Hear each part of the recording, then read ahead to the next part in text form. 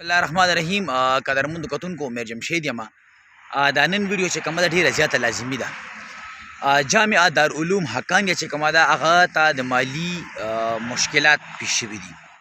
ما مختلف قسم ویډیوګانې په سوشل میډیا باندې وکتې، پوسټونه مې هم وکتل چې هغوی ته مالی ډېر زیات ضرورت دی. ای پس 1 کروڑ روپۍ څه لږ بل راغلی دی د ګیس او د بجلی، او تقریبا 3 लाख 4 लाख روپۍ هغه د ډیلی के حساب سے هغه د کانی پینی خرچه ده.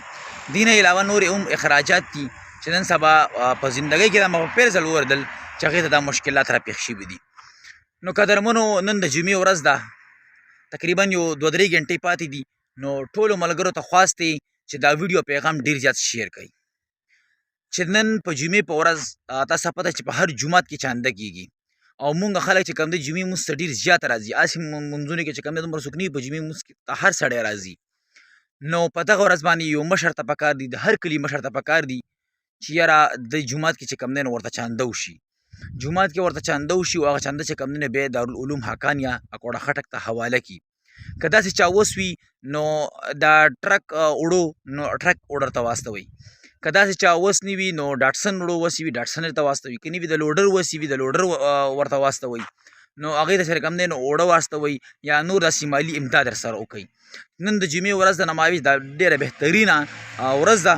نو دا خبره په دې ورځ باندې ځکه چېړله ما چې اوس په جومات کې چانده کیږي په مختلفو جوماتونو کې جمعې په ورځ، نو ټولو ته مشرانو ته خواست دی چې کوم مشران دي چې هغوی کې یو کس پاسي او دې دپاره اواز اوچت کړي د جومات چندې نه بعد به دارالعلوم حقانیه دپاره چنده کیږي. ټولو ته خواست دی چې تاسو په دې کې خپل وس مناسب چې کوم دی نو واچوئ، خو پکې دا ده چې 100 روپو لوټ پکې نه اچوئ، شلېدلې د زوړ د 100 روپو لوټ ابه نه اچوئ، ځکه چې دا ګوره دین ته سپک کتل دي.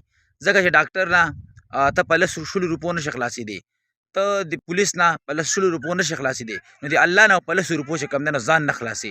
د اړې د خلاصه چې کوم دی نو چنده وکړئ، چا چې څومره وستی، چا چې 500 وستی 500 ورکوئ، چا چې 1000 وستی 1000 ورکوئ، چا چې 15000 وستی 15000 ورکوئ، چا چې 100 روپۍ وسته خو د 100 نه خو داسې به څوک نه وي چې هغه به 100 وسم نه وي، نو کم سے کم 100 روپۍ ورکوئ، 50 ورکوئ، خو خامخا لکه چنده لږه غټه وکړئ، 100 روپۍ مو ورکوئ.